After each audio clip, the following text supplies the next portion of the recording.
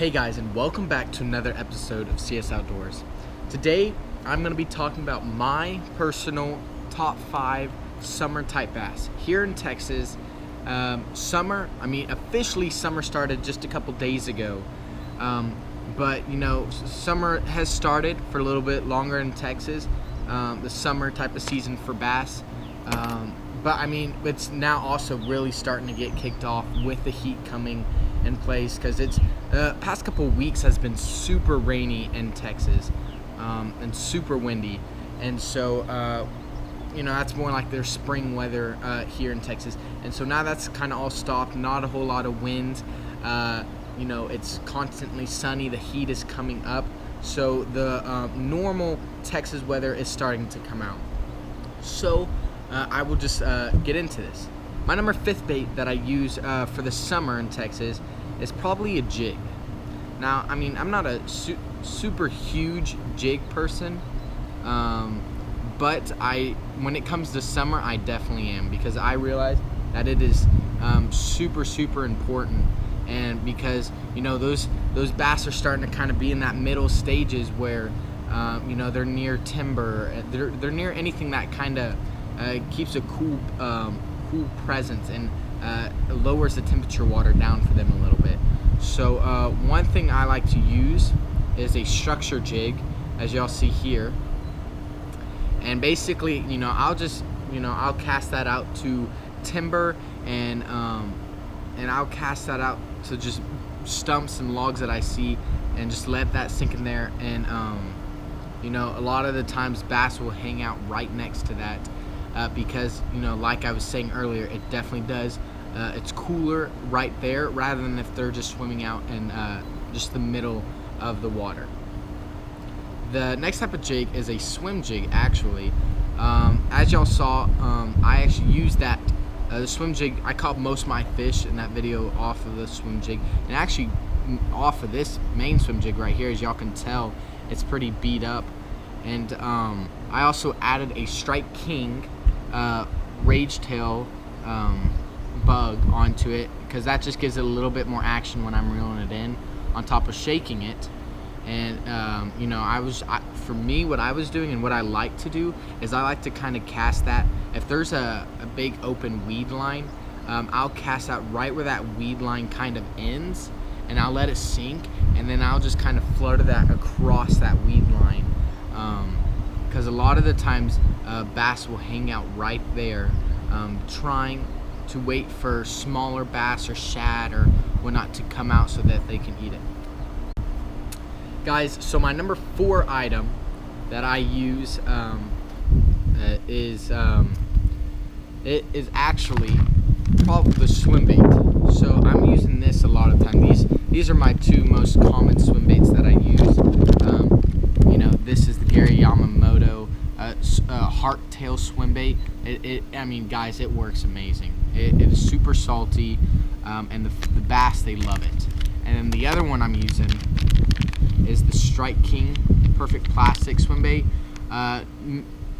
There's different types of swim baits that Strike King sends out, and you know, I'm not super particular on those type, but guys, the coffee scent to this is just, it's amazing. And I think scent does have a little bit to do with bass, and also, I mean, it just imitates, you know, smaller bass or, you know, shad just really well, as well, with that pearl underbelly and that top pumpkin, green pumpkin top to it. And so I like that a lot, because like I said, it imitates bass really well. It imitates shad and some of the smaller fish. And so I mean, and a lot of times I'll put a weighted underbelly hook to that, usually about a 4/0. And so I mean, it works really well, and that's why it's definitely in my top 5.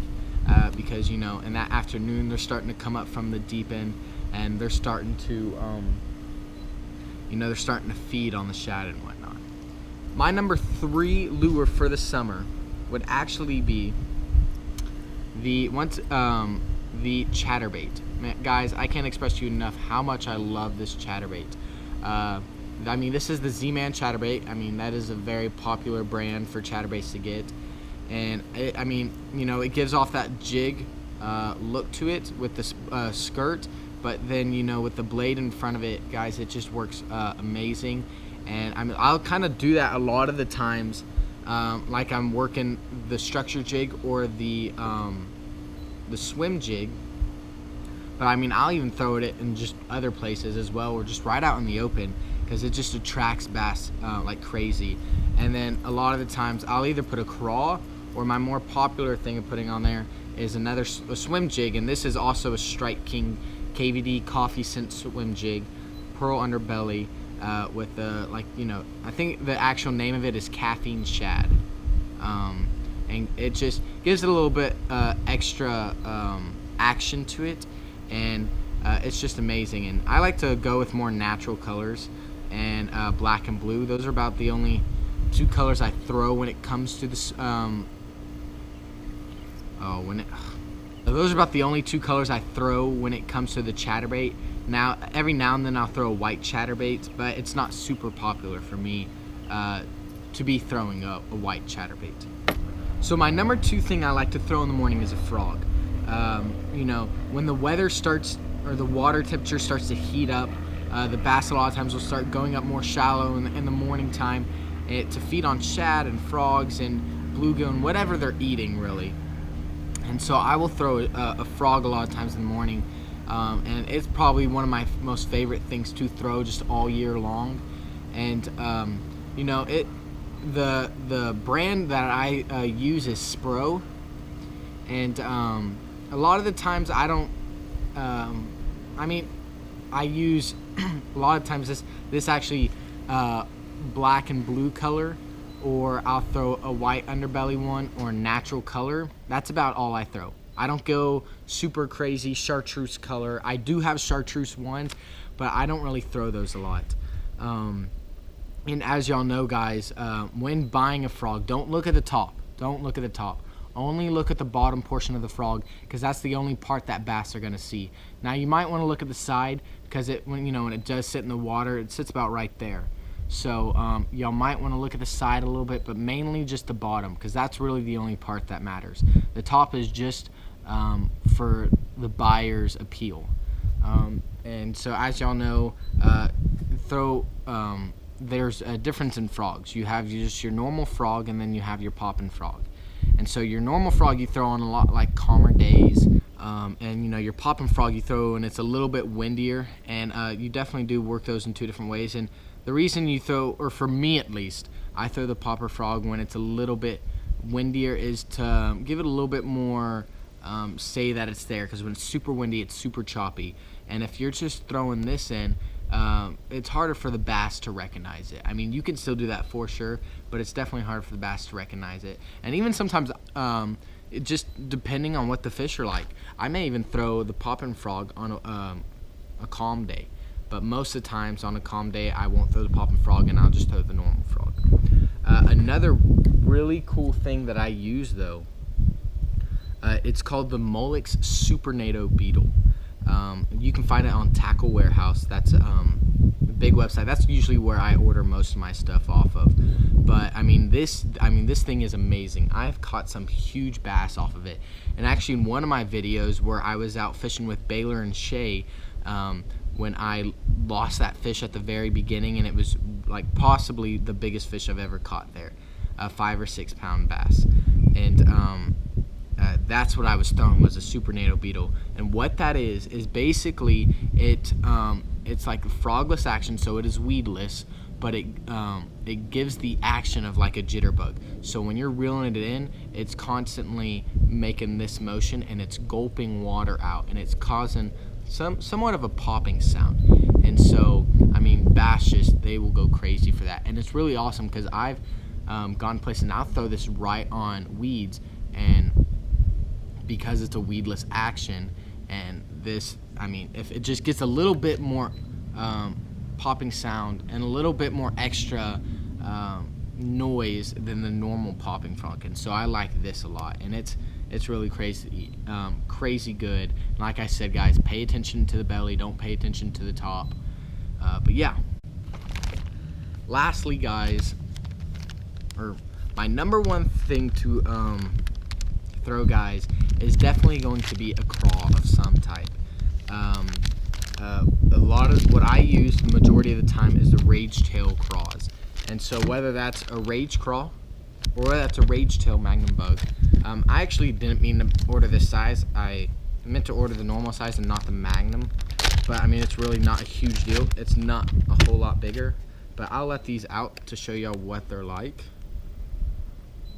So guys, this right here is the Magnum Rage Bug, and this is amazing, and it just gives it a lot of action, but it's not like a huge amount of action. And so a lot of the times I will pitch this up, or I'll use this for pitching and flipping and whatnot, but I mean, I also will just throw this out in the middle of nowhere and let it sink. And like I said, I will throw an underbelly weighted hook to this the majority of the time. The other one I use, as y'all can see, is just the Rage Crawl. This is a very popular one too. This gives a lot of action, guys, because these ligaments right here, I mean, it's very thin plastic, so when it's moving, I mean, it flutters a lot. So it is definitely, like y'all can see right there how much it moves so easily. And you know, I basically throw this the same way I throw this. Underbelly weighted hook. 4/0 is the majority of the time the hooks I use. And I mean, it's just amazing. And a lot of the times I actually use this exact color for this crawl, and I use this exact color for this crawl. I don't really go out of that. I've yet to throw black and blue for this color crawl, this Rage Bug. So guys, an honorable mention, probably my number 6 that I do throw over the summer, I thought I would add this in, is a stick bait. And the way how I throw that is a wacky rig. So basically what a wacky rig is, in case if you don't know, you have your hook, and then you actually, what I do and what I suggest you all do, because it will save the life of your worm, is you get an O-ring and you'll put it to about the middle, and you'll stick that hook through that O-ring, and then it will just sit like this. And so when you let it sink, you just kind of, you know, you push this up and down, and it just gives it a lot of action. And I mean, it is just phenomenal, and it works like crazy, that is for sure. But the 2 big brands that I use is or I'll show y'all with the title on it, is Big Bite Baits and Gary Yamamoto Senkos. And so what I do for that is the Senkos, the Yamamoto Senkos, I will go more natural colors. I will go black and black and blue, or this one happens to be black and green flake, and I also use black and blue flake. And then the other one is the green pumpkin color, so I go with those. And anytime I go a little bit more chartreuse type of color, as y'all can see there, then a lot of the times I go with the Big Bite Baits. I've just found that for whatever reason with the lakes I fish, when it comes to chartreuse, because I have a chartreuse bag of Yamamoto Senkos, but when it comes to, you know, the chartreuse colors, for whatever reason the bass like to eat more off of this rather than the Yamamoto Senkos. But I mean, y'all can pretty much throw these, just this, and the bass will just go crazy for them, because this is definitely a very, very good brand, and but it is a little bit more expensive. The Big Bite Baits is definitely cheaper to go with, but yeah. Overall, guys, I hope y'all enjoyed. Those were my top 6. Really, it's supposed to be top 5 and honorable mention of my summertime baits that I use.